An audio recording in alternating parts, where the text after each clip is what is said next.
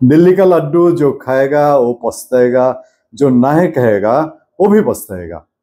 ক্ষমতা লোভ মন্ত্রী এমপি হওয়ার স্বাদ সবারই থাকে, আবার ক্ষমতায় গিয়ে বহু মন্ত্রী এমপি আমরা দেখেছি একটা সময় ত্যক্ত বিরক্ত হয়ে বলে দূর আর ভালো লাগে না, এসব ছেড়ে চলে যাব, তারপরেও ছাড়তে পারে না। ক্ষমতার মোহ অন্য টান। তবে মাঝে মধ্যেই খুব অসহায় হয়ে পড়ে ডক্টর আসিফ নজরুল। এই সরকারের উপদেষ্টা, প্রভাবশালী উপদেষ্টা বলা হয়, আইন উপদেষ্টা, এবং অনেক কিছুতেই তার প্রভাব আছে, অনেক সিদ্ধান্তে সরকারের পরিচালনায় তার একটা সাংঘাতিক প্রভাব বলা হয়।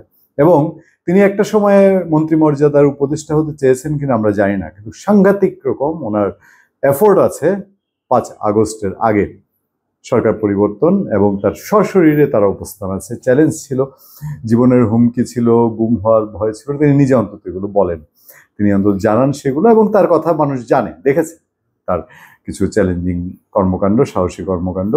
এবং সেই সময় তিনি উপদেষ্টা হয়েছেন, হইতে চেয়েছেন কিনা, মনে কোনো উচ্চভিলাষ ছিল কিনা সেটা আমরা জানি না, বলতে পারবো না।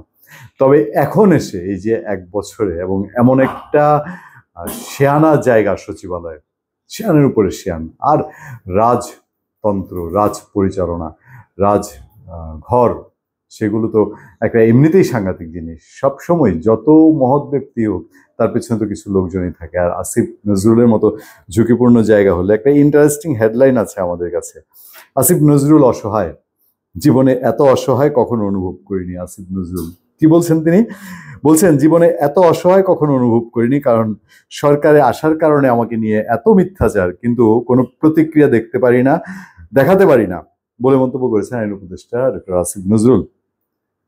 তিনি একটা সেমিনারে এই কথাটা বলছেন নিজের মতো করেই, খুব একটা সরল স্বীকারোক্তি বলতে পারেন। আমি একটা কথা বলি আপনাদেরকে, সচিবালয়ে বহু কুতুবের জায়গা, তো এখানে একটা শ্রেণী কুতুব আছে, এরা একটা ভয়াবহ কুতুব, সেটা হলো তদবিরবাজ কুতুব। তারা সব সরকারের সময় সাংঘাতিক পাওয়ারফুল, এবং সচিবালয়ের তদবিরবাজরা এরা সিন্ডিকেটেড, এবং এরা কোনো সরকারের সময় খুব বেশি পরিবর্তন হয় না, যারা ঝানু প্লেয়ার, এরা খুব সরকারের কাছে কালারও হয় না, আবার একেবারে সরকারের সঙ্গে কিভাবে যেন মিশে থাকে, মানে একদম অদৃশ্য একটা প্রাণীর মতন, শরীরে নানান ব্যাকটেরিয়ার মতন। এবং তাদের মধ্যে নানা রূপের নানা গুণের আছে, নারী পুরুষ ভেদাভেদ আছে, সুন্দরী অসুন্দরী ভেদাভেদ আছে। পুরুষরা সাধারণত ঝানু প্লেয়ার হয় এই মাথা দিয়ে তদবিরবাজরা, আর নারীরা হয় রূপ দিয়ে, সেটাও ভিন্ন এক জগৎ। সেই তদবিরবাজদের মেইন টার্গেট থাকে মন্ত্রী এমপিদেরকে কিভাবে সাইজ করা যায়। এই তদবিরবাজরা এত শক্তিশালী, যখন তাদের তদবির কোনো রকম ভাবে কার্যসিদ্ধি না হয়, তখন অনেক সময় মন্ত্রী এমপি সচিব এদেরকেও নাড়িয়ে দেয়। তো সেই তদবিরবাজদের আবার রাজনৈতিক সরকার যখন থাকে, রাজনৈতিক দলের একটা প্রভাব থাকে।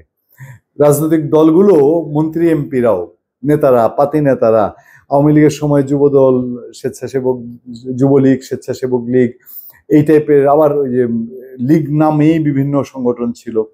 বিএনপির সময়ও ছাত্রদল, যুবদল, এরা তদবির করে, তদবির মন মতো না হইলে দেখবেন ওই এমপির সঙ্গে সম্পর্ক খারাপ।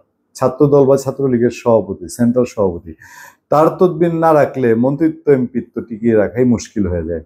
তাদের সম্পর্কে, তাদেরকে নিয়ে যে আসিফ নজরুলের একটা তিক্ত অভিজ্ঞতা হচ্ছে, এটাও কিছুটা ইঙ্গিত পাওয়া যায় তার বক্তব্যে। বলছেন, আমার কাছে অনেক অন্যায় তদবির নিয়ে আসে, যখন সেগুলো পাত্তা না দেই তখন শুরু হয় গালাগালি, আমাকে তখন ভারতের দালাল বানানো হয়, সরকারে এসে অবরুদ্ধ বোধ করছি। জীবনে এত অসহায় কখনো অনুভব করিনি, কারণ সরকারে আসার কারণে আমাকে নিয়ে এত মিথ্যাচার, কিন্তু কোনো প্রতিক্রিয়া দেখাতে পারি না। আমি জানি না, ওই যে শুরু করেছিলাম দিল্লি কা লাড্ডু, এখন এই লাড্ডু গিলে সেটা কতটা হজমের সমস্যা হচ্ছে ডক্টর আসিফ নজরুলের। ধন্যবাদ সবাইকে, ভালো থাকবেন, সুস্থ থাকবেন। আপনার সাথে আতিক রহমান, পূর্ণিয়া।